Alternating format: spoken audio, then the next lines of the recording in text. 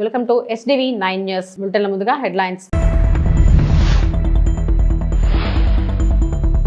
భారతీయ ప్రతిభకు ప్రపంచవ్యాప్త ప్రాప్యతను హైలైట్ చేసిన AM జైశంకర్.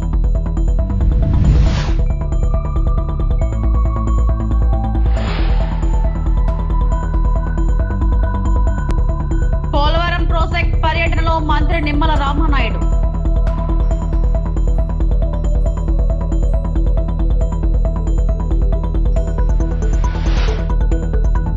దొంగలాగే చూస్తారు రేవంత్ రెడ్డి, మాజీ మంత్రి కేటీఆర్ ధ్వజం.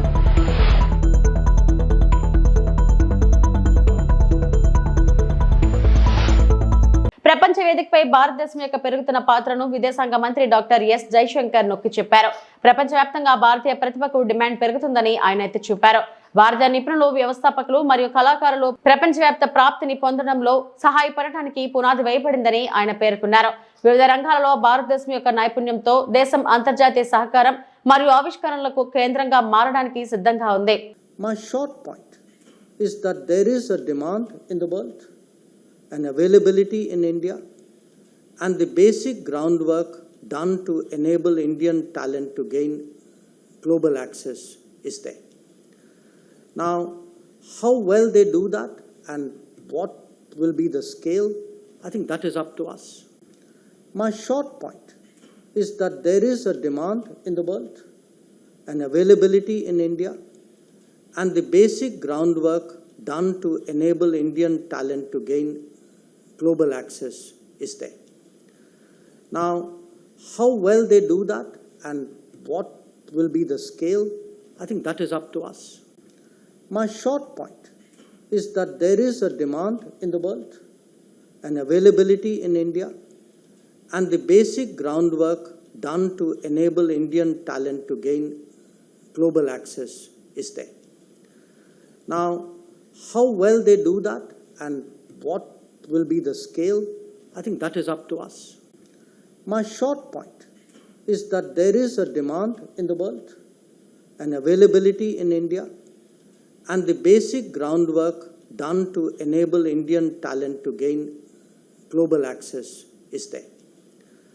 Now, how well they do that and what will be the scale, I think that is up to us. Polavaram project పర్యటనలో మంత్రి నిమ్మల రామానాయుడు ఎగువ కాఫర్ డ్యాం బలోపేతం చేసేలా నిర్మిస్తున్న buttress dam gap 2D wall పనులను పరిశీలించిన మంత్రి Nimmala. Panel of experts team ను కలిసిన మంత్రి నిమ్మల. పోలవరం ప్రాజెక్ట్ 2027 డిసెంబర్ నాటికి పూర్తి చేయాలనే లక్ష్యం పెట్టుకున్నామని నిపుణుల కమిటీకి తెలిపిన మంత్రి నిమ్మల. ముఖ్యమంత్రి చంద్రబాబు పోలవరం ప్రాజెక్టును మొదటి ప్రాధాన్యత ఇస్తున్నారు. అందుకే ప్రమాణ స్వీకారం చేసిన వెంటనే పోలవరం ప్రాజెక్టును సందర్శించారు. రాష్ట్ర అభివృద్ధి పోలవరం ప్రాజెక్టు పైనే ఆధారపడి ఉందని నిపుణులకు వివరించిన మంత్రి నిమ్మల. పోలవరం ప్రాజెక్టు నిర్మాణం పూర్తి అయితే గోదావరి జలాలు కరువు ప్రాంతాలైన ఉత్తరాంధ్ర, రాయలసీమకు తరలించడం సాధ్యమవుతుంది. ప్రధాని మోడీ, చంద్రబాబు లక్ష్యమైన నదుల అనుసంధానం పోలవరం ప్రాజెక్టుతో సాధ్యమవుతుందని అన్నారు. ఇప్పటికే గ్యాప్ 2 లో డి వాల్ నిర్మాణం పనులు, బట్రస్ డ్యాం పనులు వేగంగా జరుగుతున్నాయి. గ్యాప్ 1, గ్యాప్ 2 తో పాటు మిగిలిన పనులకు సంబంధించి డిజైన్స్ కు త్వరితగతిన అనుమతులు ఇస్తే అనుకున్న సమయానికి ప్రాజెక్ట్ పనులు పూర్తి చేయగలుగుతామని మంత్రి నిమ్మల నిపుణులకు వివరించారు. పత్రికేయ మిత్రులందరికీ కూడా నమస్కారాలు తెలియజేసుకుంటూ, అధికార మార్పిడి అనేది చంద్రబాబు నాయుడు గారితో అభివృద్ధి వైపు వెళ్తే, అధికార మార్పిడి అనేది జగన్మోహన్ రెడ్డి ద్వారా విధ్వంసం వైపు వెళ్ళినటువంటి పరిస్థితి. దానికి ఉదాహరణే మన పోలవరం ప్రాజెక్టు. 2021కి పూర్తవ్వాల్సినటువంటి పోలవరం ప్రాజెక్టు గత వైఎస్ఆర్సీపీ పాలన విధ్వంస ఫలితంగా ఆ రోజు ఉన్నటువంటి ముఖ్యమంత్రి కానీ, ఆ రోజు ఉన్నటువంటి ఇరిగేషన్ శాఖ మంత్రులే స్వయంగా చెప్పారు, పోలవరం ప్రాజెక్టు ఎప్పటికీ పూర్తవుతుందో చెప్పలేమని చెప్పి పోలవరాన్ని ప్రశ్నార్థకం చేసినటువంటి పరిస్థితి గత పాలనలో మనందరం కూడా చూసినటువంటి స్థితి. 2021 జూన్ అన్నారు, 2021 డిసెంబర్ అన్నారు, 2022 జూన్ అన్నారు. మళ్ళీ ఇది పూర్తవుతుందో లేదో చెప్పలేమనేటువంటి స్థితికి పోలవరాన్ని నెట్టేశారని అంటే వాళ్ళ విధ్వంస పాలన ఏ రకంగా ధ్వంసం జరిగింది అనేది మనకు అర్థమవుతున్నటువంటి పరిస్థితి. మళ్ళీ ఈరోజు మీ అందరి ఆశీర్వాదంతో వచ్చినటువంటి తెలుగుదేశం, జనసేన, బీజేపీ, ఎన్డీఏ ప్రభుత్వ కూటమి, నారా చంద్రబాబు నాయుడు గారి సారథ్యంలో ఈ పోలవరానికి అత్యంత ప్రాధాన్యత.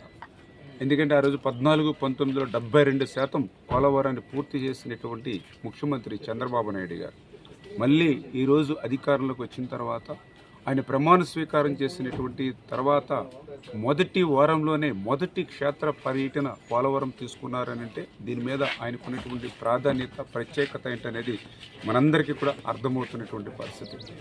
అదేవిధంగా ఏదైతే ఈ యొక్క పోలవరానికి సంబంధించి మరి ఒక షెడ్యూల్ కూడా, ఎందుకంటే ఆయన ముఖ్యమంత్రిగా ప్రమాణ స్వీకారం చేసిన తర్వాత పోలవరం మీద 3 సార్లు ఆయన విజిట్ చేయడం క్షేత్రస్థాయిలో. మొదటిసారి పోలవరం ప్రాజెక్టు ఇక్కడ ఏ రకంగా విధ్వంసం అయిందో స్వయంగా ఆయనే గమనించడం జరిగింది. రెండవసారి వచ్చినప్పుడు ఒక షెడ్యూల్ని కూడా ఆయనే చాలా క్లియర్గా అనౌన్స్మెంట్ కూడా చేయడం చేసినటువంటి పరిస్థితి. మూడవసారి విజిట్ చేసినప్పుడు ఆ యొక్క షెడ్యూల్ ప్రకారం పనులన్నీ కూడా జరుగుతున్నాయా లేదని క్షేత్రస్థాయిలో పర్యటన చేసి ఇక్కడే రివ్యూస్ చేసి ఆ అధికారులకి ఆ ఏజెన్సీలకి కూడా సూచనలు ఇచ్చినటువంటి పరిస్థితి కూడా మీ అందరికీ కూడా తెలుసున్నటువంటి విషయం. మరి ఇప్పుడు కూడా ఏదైతే ఈ యొక్క international panel experts CWC, PPA, అఫ్రీ, అదేవిధంగా మన అధికారులు అందరూ కూడా ఒక 5 రోజులు నిన్న 4వ తేదీ నుంచి 8వ తేదీ వరకు కూడా ఈ పోలవరం ప్రాజెక్ట్ యొక్క ప్రోగ్రెస్, అదేవిధంగా పోలవరం ప్రాజెక్టు నిర్మాణంలో ఇంకా ఏవైతే డిజైన్స్ ఏవైతే ఉన్నాయో అవన్నీ కూడా అప్రూవల్ ఇచ్చేటువంటి విషయంలో కానీ అందులో కూడా పర్టికులర్గా గత 2 రోజుల నుంచి రాబోయే 3 రోజుల్లో కూడా ఇంకా డిజైన్స్ ఏవైతే పోలవరం ప్రాజెక్టుకి బ్యాలెన్స్ ఉన్నాయో వాటన్నిటి మీద కూడా నిర్ణయాలు తీసుకునేటువంటి అవకాశం ఉంది. అందులో పర్టికులర్గా ఇప్పుడు మనం చూస్తున్నాం ఏదైతే బట్రస్ డ్యామ్ అంటే ఎగువ కాపర్ డ్యాము మరి సీపేజ్ అవుతున్నటువంటి పరిస్థితుల్లో దాన్ని స్ట్రెంగ్తన్ చేయడానికి బట్రస్ డ్యామ్ పనులు ఏవైతే జరుగుతున్నాయో వాటిని కూడా ఈ బృందం మరి చూడడం జరిగింది. పనుల పట్ల కూడా సంతృప్తి కూడా వ్యక్తం చేయడం జరిగింది. ఈ మే లేదా జూన్ ఫస్ట్ వీక్ కల్లా ఆ బట్రస్ డ్యామ్ని పూర్తి చేసేటువంటి విధంగా కూడా మరి నిర్ణయం తీసుకోవడం కానీ, అదేవిధంగా ఏదైతే గ్యాప్ 1 మన షెడ్యూల్ ప్రకారం అది ఏప్రిల్లో ప్రారంభించుకుని రేపు 2026 ఫిబ్రవరి కల్లా గ్యాప్ 1కి సంబంధించినటువంటి ఈసీఆర్ఎఫ్ డ్యామ్ను పూర్తి చేయాలని ఏదైతే లక్ష్యం పెట్టుకున్నామో ఆ యొక్క గ్యాప్ 1కి సంబంధించి ఎవిట్మెంట్ డిజైన్, అదేవిధంగా ఆ గ్యాప్ 1 మెయిన్ డ్యామ్ డిజైన్స్ను కూడా మరి ఈ 4-5 రోజుల్లో ఈ యొక్క బృందం ఎవరైతే ఎక్స్పర్ట్స్ కమిటీ ఎవరైతే ఉన్నారో వాళ్ళు క్లియర్ చేసి ఇచ్చేటువంటి పరిస్థితి ఉంది. అదేవిధంగా గ్యాప్ 2కి సంబంధించి ఈసీఆర్ఎఫ్ డ్యామ్ కూడా 2025 నవంబర్లో ప్రారంభించి 2027 డిసెంబర్కి గ్యాప్ 2 ఈసీఆర్ఎఫ్ డ్యామ్ కూడా పూర్తి చేయాలని, దానికి సంబంధించి ఇంకా డిజైన్స్ని ఫైనలైజ్ చేయవలసిన అవసరం ఉంది. ఏదైతే ఈ యొక్క ఎక్స్పర్ట్స్ కమిటీ కూడా ఈ 4-5 డేస్లో ఆ గ్యాప్ 2కి సంబంధించినటువంటి డిజైన్స్ని కూడా ఫైనలైజ్ చేసుకుని, అదేవిధంగా ఏదైతే మరి ఇక్కడ క్లే ట్రీట్మెంట్ ఏదైతే ఉందో దానికి కూడా డిజైన్స్ కూడా ఫైనలైజ్ చేసేటువంటి పరిస్థితి ఉంది. ఇంకా ఏదైతే స్పిల్ ఛానళ్ళు, అప్రోచ్ ఛానల్కి సంబంధించినటువంటి బ్యాలెన్స్ పనులు కానీ, గైడ్ బండ్కి సంబంధించిన రిపేర్స్ కానీ ఏవైతే ఉన్నాయో వీటన్నిటి మీద కూడా ఈ 4-5 రోజుల్లో మరి ఇక్కడే ఉండి స్వయంగా పర్యవేక్షిస్తున్నటువంటి ఎక్స్పర్ట్ కమిటీ త్వరితగతంగా ఈ డిజైన్స్ని మనం ఆమోదించి మాకు ఇచ్చినట్లయితే ఈ పనులను అనుకున్నటువంటి సమయానికల్లా పూర్తి చేయగలుగుతామని చెప్పి నేను కూడా వాళ్ళు కూడా రిక్వెస్ట్ చేసి ఏదైతే ఈ యొక్క ఇంటర్నేషనల్ ప్యానల్ ఎక్స్పర్ట్స్, అదేవిధంగా సిడబ్ల్యూసి, పిపిఏ. పశ్చిమ గోదావరి జిల్లా నర్సాపురం మండలం సీతారాంపురం సౌత్ గ్రామంలో కాలువ పక్కన నివసిస్తున్న వారి ఇంటిపైన భారీ వృక్షాలు పడడంతో నష్టపోయిన కుటుంబాలను స్థానిక ఎమ్మెల్యే బొమ్మడి నాయకర్ పలకరించారు. ఈ సందర్భంగా ఆయన మాట్లాడుతూ ప్రకృతి వలన నష్టపోయిన వారి కుటుంబాలను ప్రభుత్వ పరంగా ఆదుకుంటామని ఆయన అన్నారు. కాలువ ప్రక్కన నివసిస్తున్న వారికి ఇళ్ల స్థలాలు ఇచ్చే విధంగా కృషి చేస్తానని తెలిపారు. రుస్తుంబాద పంచాయతీలో ఒక కుటుంబం నష్టపోవడం జరిగిందని ప్రభుత్వ పరంగా ఆదుకుంటామని ఆయన తెలిపారు. కార్యక్రమంలో జనసేన, తెలుగుదేశం, బీజేపీ నాయకులు పాల్గొన్నారు.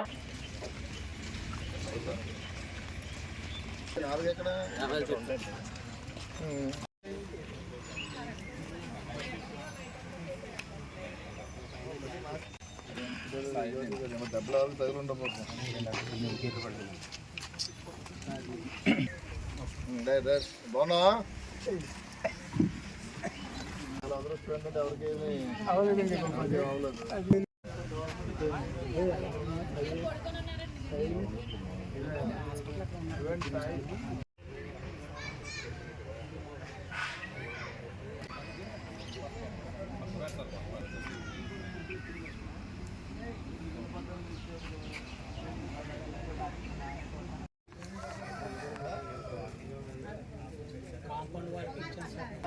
అమ్మా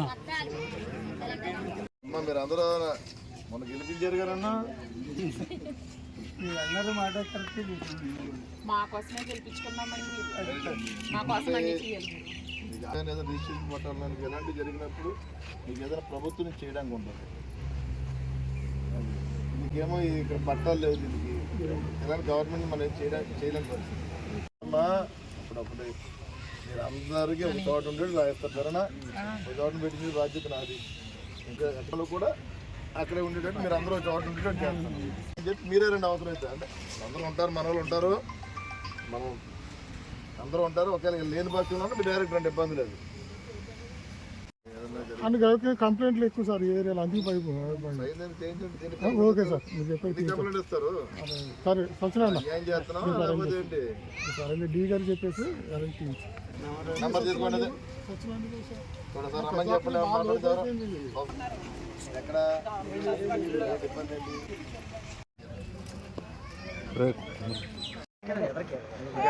రైట్ ఓకే తీసుకుని ఎలా ఇస్తారు మీకు? అవునమ్మా, ఏదైనా డెత్ సర్టిఫికేట్ వస్తుంది, తర్వాత వస్తుంది కదా.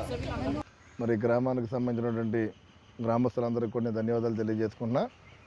మరి ఏదైతే సీతారాంపురం సౌత్లోంచి కొత్తపేట గ్రామం మరి జంగాలు మొత్తం కాలువ గట్ట అంతా ఏంటంటే ఇక్కడ మరి బడుగు బలహీన వర్గాలకు సంబంధించినటువంటి జంగాల సమాజానికి మరి కుటుంబాలు కూడా దాదాపు ఇంచుమించు ఒక 30 కుటుంబాలు మరి ఇక్కడ కాలువ గట్టును కూడా జీవన విధానం చేస్తున్నారు.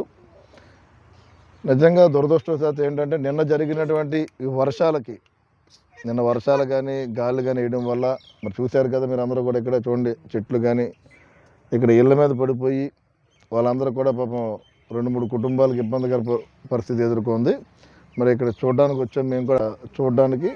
అదేవిధంగా వీళ్ళకి ఏంటంటే ఇక్కడ ఉన్న గ్రామస్తులందరూ కూడా ఇప్పుడు ఇళ్ల పట్టాలు ప్రభుత్వం నుంచి ఎక్కడ కూడా అందువలేదు. వీళ్ళకి ఏదో కొంతమందికి వేరే చోటన ఇక్కడ ఉన్న వాళ్ళు వేరే చోటన గతంలో జరిగింది. ఇప్పుడు ఇవాళ రాబోయే రోజుల్లో వీరందరినీ కూడా ఒక చోటన ఉండే విధంగా కూడా మరి ఇళ్ల పట్టాలు వీళ్ళందరికీ ఒక చోట ఇచ్చే విధంగా నేను పూర్తిగా వీళ్ళందరూ కూడా సహకరిస్తానని చెప్పి మరి ఈ సందర్భంగా నేను తెలియజేస్తున్నాను. నేను అదేవిధంగా ఏదైతే నష్టం జరిగిందో ఈ నష్టం ద్వారా కూడా మరి ప్రభుత్వం ద్వారా మనకు ఏదైనా అవకాశం ఉంటే కనుక వీరికి న్యాయం చేసే విధంగా కూడా న్యాయం జరిగే విధంగా నేను సహకరిస్తానని చెప్పి తెలియజేసుకుని మరి ఈ గ్రామస్తులు కూడా నేను చెప్పేది ఏంటంటే దయచేసి అంటే ప్రకృతి వైపరీత్యాలు వచ్చినప్పుడు మీరు ఇలా కాలువ గట్లు ఉండడం వల్ల కూడా ప్రభుత్వం నుంచి కూడా ఏమీ చేయలేని పరిస్థితి కొంత. అదేవిధంగా మీకు పట్టాలు ఇచ్చినప్పుడు ఉంటే కనుక మీరు పూర్తిగా అక్కడికి వెళ్ళి మరి ఏదైనా ఇబ్బంది ఉన్నా సరే మీరు సహకరించడానికి ఉంటుంది. దయచేసి మీ అందరూ కూడా ఏదో ఒక చోటనికి వెళ్ళి మీరు అందరూ ఒక చోటన ఉంటే కనుక మీ అందరి జీవితాలు బాగుంటాయి. అదేవిధంగా మరి పిల్లలను కూడా చదువుకునే విధంగా కూడా పూర్తిగా మేము అన్ని రకాల సహకరిస్తాం. దాదాపుగా ఇక్కడ 30 కుటుంబాల పైచీలకి ఇక్కడ ఉన్నారు. ఇక్కడ కొంతమందికి గతంలో కొన్ని చోట్ల మరి ఏదైతే మరి మాధవ్ నాయుడు గారు ఇచ్చినాడు కాలనీలు అక్కడ ఇచ్చారన్నారు. మరి మిగతా వాళ్ళు రిమైనింగ్ ఎవరైతే ఉన్నారో నేను అధికారులతో మాట వాళ్ళందరికీ కూడా ప్రతి ఒక్క కుటుంబానికి పట్టా ఇచ్చే విధంగా, అదేవిధంగా వీళ్ళందరినీ ఒక చోటన చేర్చే విధంగా, ఎందుకంటే వీళ్ళ వ్యాపార విధానం అంతా ఒక రకంగానే ఉంటుంది. అందరూ కలిసి కుటుంబాలతో కలిసి మెలిసి వ్యాపారం చేసుకునే విధానం అందరూ ఒక చోట నుండి ఒకరికొకరు కోఆర్డినేట్ చేసుకుంటారు. కాబట్టి అంటే ఇళ్ళ దగ్గర కూడా ఎవరు ఉండరు. ఏంటంటే దీనికి వాస్తవంగా ఏంటంటే ప్రతి ఒక్కరు కూడా పిల్లల్ని వదిలేసి మొగుడు పిల్లలు అందరూ కూడా వాళ్ళ ఫీల్డ్లోకి వెళ్ళిపోయి వాళ్ళ వ్యాపార జీవన విధానాలు చేసుకుంటారు.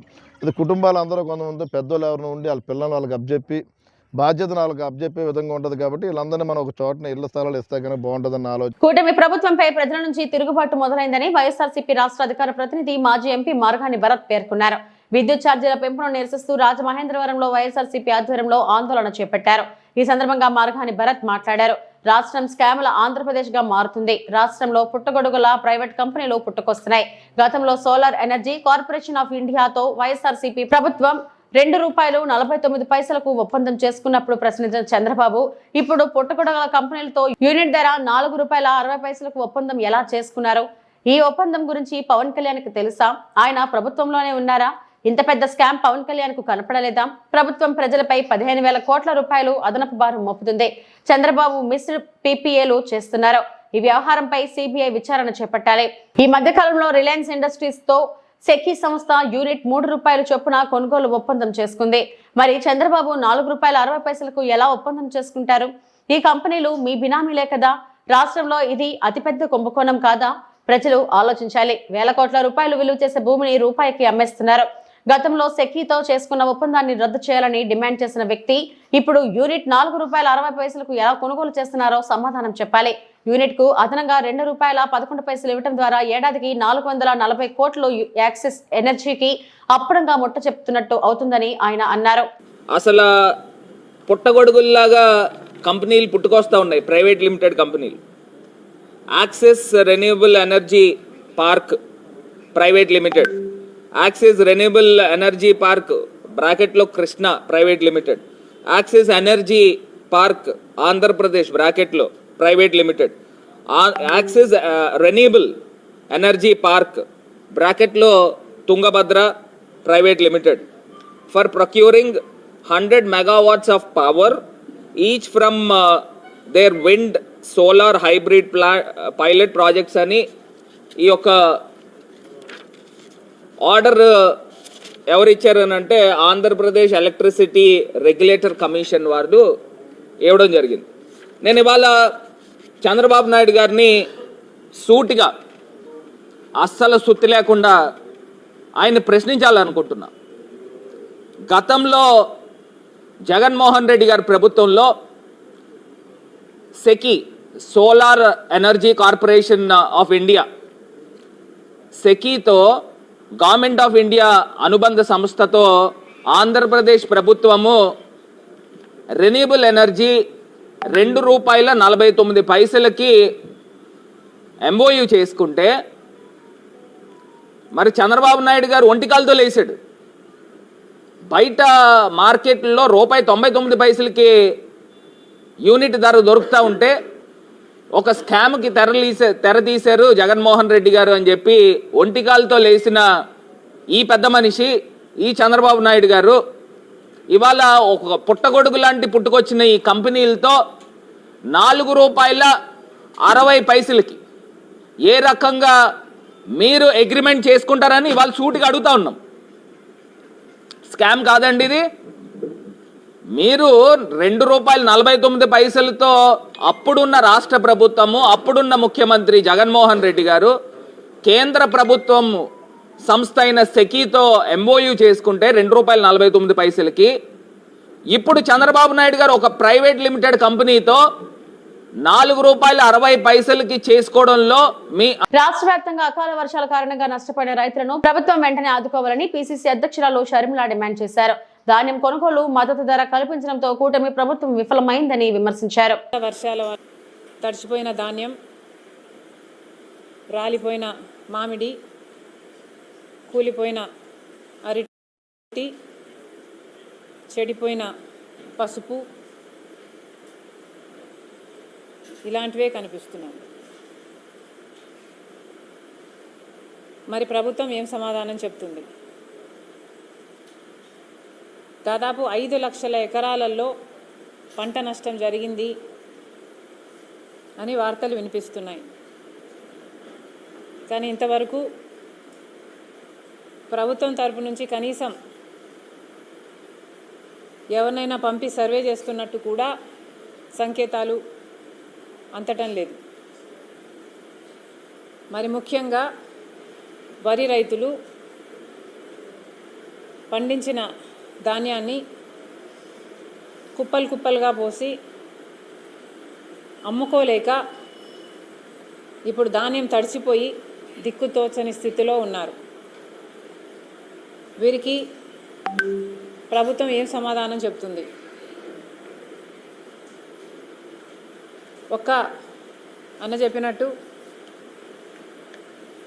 ఉభయ తూర్పుగోదావరి జిల్లాలు తీసుకున్నా కూడా దాదాపు 30 లక్షల ఎకరాల 30 లక్షల మెట్రిక్ టన్నుల దిగుబడి వచ్చింది. దాంట్లో ప్రభుత్వం తీసుకున్నది కేవలం 13 లక్షల మెట్రిక్ టన్నులు, అంటే 17 లక్షల మెట్రిక్ టన్నులు ఇంకా రైతుల దగ్గరే ఉంది. పొద్దున అన్న వివరిస్తుంటే చాలామంది రైతులు మా పంటను కొనుక్కోండి అని ఆఫీసర్లని బ్రతిమిలాడుతున్నా కూడా మా లిమిట్ ఇంతే, లిమిట్ ఎక్సీడ్ అయ్యి మేము కొనలేము అని రైతులకు సమాధానం వస్తుంది. రైతులు పండించిన దాంట్లో కనీసం 30% కూడా, కొన్ని చోట్లయితే మరీ అధ్వానంగా 15-20% కంటే కూడా ఎక్కువ కొనుగోలు ప్రభుత్వం చేయట్లేదు రైతు భరోసా కేంద్రాల ద్వారా అని చాలామంది రైతులు వాపోతున్నారని చెప్పడం జరిగింది. మరి రైతు పండించిన పంటను కొనాల్సిన బాధ్యత ప్రభుత్వానికి లేదా? మినిస్టర్ గారు కూడా పండించిన ఆఖరి గింజ వరకు కొంటాం మేము అన్న మాట అన్నారు అంటే దానికి కారణం కొనాల్సిన బాధ్యత ప్రభుత్వానిది కాబట్టి. మరి అలాంటప్పుడు కేవలం రైతు దగ్గర ఈరోజు కొనకపోవడం వల్ల కుప్పలు కుప్పలుగా ఎన్నో చోట్ల పోసుకొని ఎదురు చూడడం వల్ల ఈ అకాల వర్షాలకు పంట తడిసిపోయింది. మరి ఇప్పుడు ఆ రైతు ఆ పంటని ఏం చేసుకోవాలి?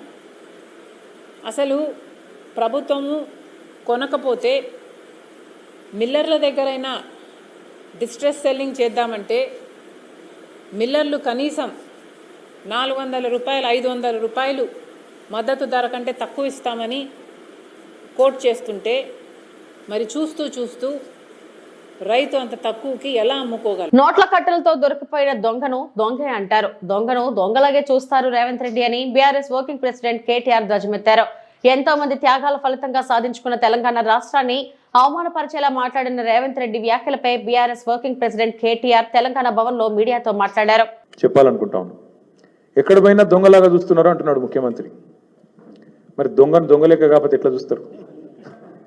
దొంగను దొంగలెక్కనే చూస్తారు. నోట్ల కట్టలతో దొరికిపోయిన దొంగను ఖచ్చితంగా దొంగనే అంటారు, దొంగనే చూస్తారు. ఒక విశ్వసనీయత లేని ఓటుకు నోటు దొంగను కాంగ్రెస్ అనే ఒక ఎర్రి పార్టీ గుడ్డిగా నమ్మి సీఎం చేసింది, కానీ ఖచ్చితంగా దేశంలో మిగతా వాళ్ళు మాత్రం నమ్ముతలేరు. మోసగాళ్లను దొంగలను దొంగలే అంటారు ముఖ్యమంత్రి గారు. ఖచ్చితంగా అది ఈరోజు కాదు, చివరి రోజు దాకా కూడా నీ పరిస్థితి అదే ఉంటుంది, యాద పెట్టుకోని చెప్తున్నా. తప్పు చేసింది దొంగ చేతికి తాళాలు ఇచ్చి కాంగ్రెస్ పార్టీ, రాహుల్ గాంధీ గారు. ఈరోజు మే 6, 2025 నేను మీ అందరు గుర్తు చేస్తున్నా, సరిగ్గా 3 సంవత్సరాల కిందట ఇదే రోజు మే 6, 2022 నాడు రాహుల్ గాంధీ గారు వరంగల్కి వచ్చినారు. రైతు డిక్లరేషన్ అనే పేరిట ఆ రోజు రాహుల్ గాంధీ గారు చెప్పిన మాటలు, 2 లక్షల రుణమాఫీ చేస్తామని, అట్లాగే రైతు భరోసా 15,000కు పెంచుతామని, అట్లాగే కౌలు రైతులకు రైతు బంధు ఇస్తామని, అట్లాగే రైతు కూలీలకు న్యాయం చేస్తామని వ్యవసాయ డిక్లరేషన్లో చెప్పి 3 సంవత్సరాలు దాటింది రాహుల్ గాంధీ గారు. అందుకే నేను అంటున్నా, తప్పు చేసింది రాహుల్ గాంధీ, తప్పు చేసింది ఏఐసిసి. దొంగ చేతికి తాళం ఇచ్చి ఇవాళ తెలంగాణ చేతికి చిప్పవచ్చే పరిస్థితి చేసింది ఖచ్చితంగా ఆల్ ఇండియా కాంగ్రెస్ కమిటీ, ముఖ్యంగా దానికి బాధ్యుడు లీడర్ ఆఫ్ ఆపోజిషన్గా ఉన్న రాహుల్ గాంధీ గారు అని చెప్పి నేను చెప్తా ఉన్నాను. అట్లాగే ఇవాళ ఎందుకు ఈ మాటలు, ఎందుకు ఈ ఫ్రస్ట్రేషన్ అని చెప్పి ఇప్పుడు కొంతమంది మిత్రులు వారితో కలిసి మేము వస్తున్నప్పుడు ఇక్కడికి కమలాకర్ గారు, నేను మాట్లాడుకుంటూ వచ్చినాం, వెంకటరమణారెడ్డి గారు, అట్లాగే మా ప్రశాంత్ రెడ్డి గారు మాట్లాడుకుంటూ వస్తుంటే వారందరూ అన్నది మాట ఒకటే, అధికారంలోకి వస్తామని వాళ్ళు అనుకోలేదు, అడ్డగోలుగా హామీలు ఇచ్చిండ్రు, నోటికొచ్చిన చెత్తవాగుడంతా వాగినరు, ఎవరేం చెప్తుంది రాసుకుంటూ వేయినరు, మేనిఫెస్టో అనుకుంటా. ఇవాళ ఏం చేయాలనో తెలుస్తలేదు, వచ్చినాక మొత్తం నాశనం చేసిండ్రు. అట్లాంటి పరిస్థితి వచ్చింది కాబట్టి ఇవాళ కేవలం తప్పించుకోవడానికి, కేవలం ప్రజలను ఇక మాతో కాదు తప్పించుకోవడానికి మార్గాలు వెతుకుతూ, దొంగతనం చేసినాక దొంగ పారిపోయేటప్పుడు ఎట్లయితే మార్గాలు వెతుకుతాడో ఆ పద్ధతుల్లో రేవంత్ రెడ్డి గారు ఇవాళ మాట్లాడుతున్నట్టుగా ఆయన ఫ్రస్ట్రేషన్ చూస్తుంటే కనబడతా ఉన్నది. 4 కోట్లతో అభివృద్ధి పనులకు శ్రీకారం. ఎమ్మెల్యే డాక్టర్ పార్థసారథి కర్నూలు జిల్లా అదోని మండల పరిధిలోని పెద్ద పెండేకెల్ గ్రామం నుండి సుమారుగా 4 కిలోమీటర్ల మేర 4 కోట్ల నిధులతో నూతన బీటీ రోడ్ అభివృద్ధి పనులను భూమి పూజ చేసి ప్రారంభించిన అదోని ఎమ్మెల్యే డాక్టర్ పార్థసారథి చేశారు. ఈ సందర్భంగా ఎమ్మెల్యే డాక్టర్ పార్థసారథి మాట్లాడుతూ, ఇవాళ ఈ రోడ్డు వేయటం ద్వారా 4-5 గ్రామాల ప్రజలకు నేరుగా కర్నూలు జిల్లా కేంద్రానికి వెళ్లే సదుపాయం ఏర్పాటవుతుంది. ఈ రోడ్డు మీద వెళ్తే కర్నూలు దూరం కాస్త తగ్గి ప్రజలకు ఉపయోగకరంగా ఉంటుందని తెలియజేశారు. ఈరోజు ఆదోనిలో మరొక అభివృద్ధి పనికి శంకుస్థాపన చేయడం జరిగింది. పెద్దపెండేకల్ నుంచి వెళ్తున్నటువంటి మట్టి రోడ్డుని తార్ రోడ్డుగా మార్చే కార్యక్రమం. సుమారుగా 4 కిలోమీటర్లకు సంబంధించినటువంటి మట్టి రోడ్డును తార్ రోడ్డుగా మార్చడం. సాధారణంగా మన డివిజన్లో ఇక్కడ మన 3 నియోజకవర్గాల్లో ఎక్కడా కూడా మట్టి రోడ్డు ఉంటే మట్టి రోడ్డు వేస్తారు, తార్ రోడ్డు ఉంటే తార్ రోడ్డు రిపీట్ చేస్తారే కానీ మట్టి రోడ్డుని తార్ రోడ్డుగా మార్చే పరిస్థితిలో మొట్టమొదటిసారి ఈ రోడ్డు వేస్తా ఉన్నాం. ఎందుకు ఈ రోడ్డే ఎంచుకున్నాము అన్న విషయాన్ని కూడా, ఇది ఎప్పట్లోనే శాంక్షన్ అయిన రోడ్డే. ఎందుకు దీన్నే ఎంచుకున్నాము అంటే దీనివల్ల ఏంటంటే పెద్ద పెండేకలు కానీ, చిన్న పెండేకలు కానీ, నెట్టేకలు కానీ, సాంబగలు కానీ, లేదా చిన్న చిన్న ఊర్లు ఈ చుట్టుపక్కల ఏవైతే ఉన్నాయో వాళ్ళు కర్నూలుకి వెళ్లాల్సిన సందర్భంలో ఎక్కడ మన హాస్పిటల్కి వెళ్ళాలా, లేకపోతే మన వ్యవసాయపు వస్తువులు తీసుకెళ్లాలా, పైరు తీసుకెళ్లాలా, వెహికల్స్ పోవాలా, మనుషులు వచ్చిపోతూ ఉండాలా. పోవాలంటే కర్నూలుకు పోవాలంటే 110 కిలోమీటర్లు దాటి పోవాల్సిన, అంటే ఆదోనికి రావాలా, ఆదోన్ నుంచి మళ్ళీ మెయిన్ రోడ్ ఎక్కిపోవాలి. ఇది చాలా భారమైన పని. అందువల్ల మనము దీని ద్వారా నేరుగా ఇప్పుడు కర్నూలుకు యాక్టివిటీ పెరుగుతుంది, కర్నూలుకు మంచి రోడ్డు వచ్చేస్తుంది. అందువల్ల ఈ గ్రామ ప్రజలు నేరుగా మెయిన్ రోడ్డు ఎక్కడానికి వీలుగా ఉపయోగించుకునేదాగా ఈ 4 కిలోమీటర్ రోడ్డుని మనం పూర్తి చేయాలని శాంక్షన్ జరిగింది. అలాగే దీనికి సుమారుగా 4 కోట్ల రూపాయలు ఖర్చు పెడతా ఉన్నాం. ఈ గ్రామాల కనెక్టివిటీ అన్నది చాలా కీలకమైన అంశంగా మేము తీసుకుంటా ఉన్నాం. అందరూ ఇప్పుడు ప్రభుత్వం మనకు తెలుసు, గత 5 సంవత్సరాల వైఎస్ఆర్సీపీ పాలనలో ఆర్థిక పరిస్థితి చితికిపోయినప్పటికీ కూడా ఏదో ఒక పథకం ద్వారా ఆదోనికి నిధులు తీసుకొచ్చే ప్రయత్నం చేస్తా ఉన్నాం. కొన్ని ఈ పథకంలో వస్తాయి, కొన్ని మరో పథకంలో వస్తాయి, ఇంకొన్ని మరో యాక్టివిటీలో వస్తాయి. ఎక్కడో చోట అభివృద్ధి ఆగకుండా మూలకు కూడా కొంతమంది చెప్తారు ఆదోన్లో మెయిన్ రోడ్డు ఇంకా వేయలేదండి అంటారు. ఒక మెయిన్ రోడ్డు టౌన్లో వాళ్ళకు పరిమితం అవుతుంది, టౌన్లో వాళ్ళకు అవసరం, అది చేస్తాం, 100% చేయాల్సిందే. టౌన్ అభివృద్ధి చేయడం ఎంత ముఖ్యమో గ్రామాలకు ఉన్నటువంటి మన కనెక్టివిటీ రోడ్లు అంటాం మనం. అంటే ఒక గ్రామం నుంచి మండలానికి, గ్రామం నుంచి ఆదోనికి, గ్రామం నుంచి మెయిన్ రోడ్డు కర్నూలుకి వెళ్ళే రోడ్లని అభివృద్ధి చేసుకుంటే గ్రామీణ ప్రాంతంలో ఉన్న ప్రజలకి ఎంతో ఉపయోగం జరుగుతుందని సైమల్టేనియస్ అన్నీ ఒకసారిగా అభివృద్ధి చెందాలి. టౌన్ ఒకవైపున అభివృద్ధి చెందాలి, పల్లెటూర్లు కూడా సైమల్టేనియస్గా అభివృద్ధి చెందితేనే నియోజకవర్గం మొత్తం అభివృద్ధి చెందుతుంది అన్న విషయాన్ని మీ ద్వారా నేను తెలియజేసుకుంటా ఉన్నాను. పనులు మొదలైనవి. 1 సంవత్సరంలో మేము చేసిన పనులన్నింటినీ కూడా ఒకటొకటిగా మేము ముందు పెడతా ఉన్నాం. రాబోయే రోజుల్లో ఇప్పుడిప్పుడే కొంత పశ్చిమ గోదావరి జిల్లా నరసాపురం సెంట్రల్ బ్యాంక్ లో భారీ స్కామ్ వెలుగు చూసింది. మండలంలో వేములదేవి గ్రామానికి చెందిన తిరుమాని నాగరాజు, తిరుమాని శ్రీనివాసరావు, పద్మావతి వడ్డీ కాసుల పేర్ల మీద ఉన్న 19 ఎకరాల భూమిలో చేపలు చెరువు సాగు చేస్తున్నట్లు లీజు అగ్రిమెంట్ చూపించి 4 కోట్లు కొట్టేశారు. రైతుల్లో తిరుమాని వడ్డీ కాసులు 4 ఏళ్ల క్రితం చనిపోయాడు. అయితే 2024లో అతను సంతకాలు పెట్టినట్లు లీజు అగ్రిమెంట్ లో చూపించారు. రైతులు రుణం తీసుకునేందుకు మరో బ్యాంకుకు వెళ్లగా ఈ భాగోతం బయటపడింది. దీంతో బాధితులు నరసాపురం పట్టణంలోని సెంట్రల్ బ్యాంకుకు బ్యాంక్ అధికారులను నిలదీశారు. తమ పేరున ఉన్న పొలాలపై మాకు తెలియకుండా రుణం ఎలా మంజూరు చేశారని వాగ్వాదానికి దిగారు. బ్యాంకులో ఉద్రిక్తత పరిస్థితి నెలకొంది.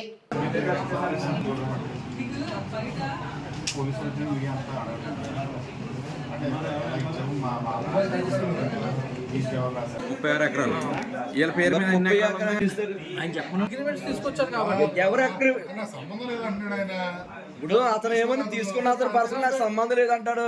మీరు నువ్వేం తీసుకొచ్చారంటారా? మీరు తెలుగులోనే కదా మాట్లాడుతుంటా. చచ్చిపోయినోడు గురించి తెచ్చి తెచ్చాడు ఆడెవడో చెప్పండి. మొన్న చేశారంటే అది చేశారా లేదా దీని మీద చూపిస్తుంది కదా అమౌంట్. సార్ అది లీజ్ సార్, అది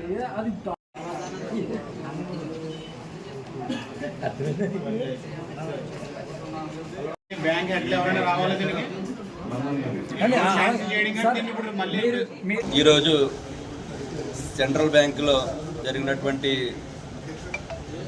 మా భూములపై నా పేరు తిరుమాని నాగరాజు, మా బ్రదర్ తిరుమని శ్రీనివాస్, మా నాన్నగారు తిరుమని వడ్డీగాసులు గారు, తిరుమని పద్మావతి అనే నా పేరున 5 ఎకరాలు 30 సెంట్లు, మా బ్రదర్ పేరున 5 ఎకరాలు, మా అమ్మగారి పేరున 4 ఎకరాలు, మా నాన్నగారి పేరున 5 ఎకరాలు, మొత్తం వెరసి 19 ఎకరాల భూమిపై సెంట్రల్ బ్యాంకులో 1,35,00,000 ఒక లోను, 2,36,00,000 రెండవ లోను, మా భూములపై లీజుకి ఇచ్చినట్టు అగ్రిమెంట్లు, దొంగ అగ్రిమెంట్లు సృష్టించి ఇవాళ మా భూములని ఈ సెంట్రల్ బ్యాంకులో అటాచ్ చేసి మా భూములపై లోన్ ఇచ్చినట్టు ఇవాళ రావడం జరిగింది.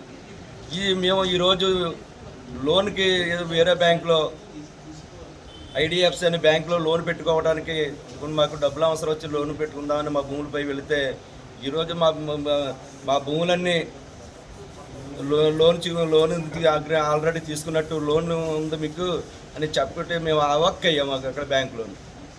ఏంటి మా పేరు బ్యాంక్ లోన్ తీసుకుంటాం ఏంటంటే పలానా బ్యాంకులో సెంట్రల్ బ్యాంకులో 1,35,00,000 ఒకటి 2,36,00,000 మీకు మీ పేరుని లోన్లు ఉన్నాయని ఆల్రెడీ చెప్పాడనే మాకు ఒక్క నిమిషంలో మాకు ఏం చేయాలో మాకు ఆలోచన పట్టలేదు.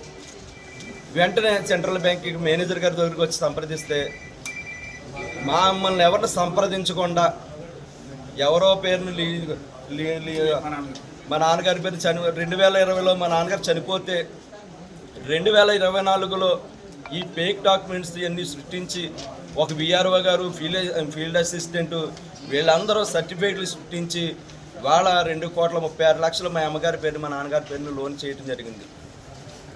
వాళ్ళ మనం బతుకున్న వ్యక్తి ఎన్నో 5 ఎకరాల పొలం పట్టుకెళ్ళి ఒక 5 లక్షల లోన్ కావాలంటే నీ సివిల్ బాగోలేదు, నీకు ఐటీఆర్ లేదు, లేదా నీ పొలం ఎక్కడ, నీ ఆస్తి ఎక్కడ, నువ్వేం చేస్తావు, ఇవన్నీ 1,00,000 ప్రశ్నలు వేసి వాళ్ళ ఒక 5 లక్షలు 10 లక్షలు లోన్ ఇవ్వటానికి అనేక ఇబ్బందులు పెడుతున్నారు బ్యాంక్ వాళ్ళు.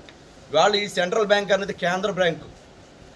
ఒక మేనేజరు ఒక ప్రాబ్లంతో మేనేజరు ఫ్రాడ్తో ఇవాళ ఇంత దుష్కరం చేశారు. అదేవిధంగా ఇటువంటి అనేక సర్టిఫికేట్లు సృష్టించి అనేక రకాలుగా ఇంకా ఎన్నో అతను ఈ బ్యాంకులో అనేక కోట్లాది రూపాయల లోన్లు జరిగాయని మేము ఇక్కడికి వస్తే కనపడుతుంది. అందుచేత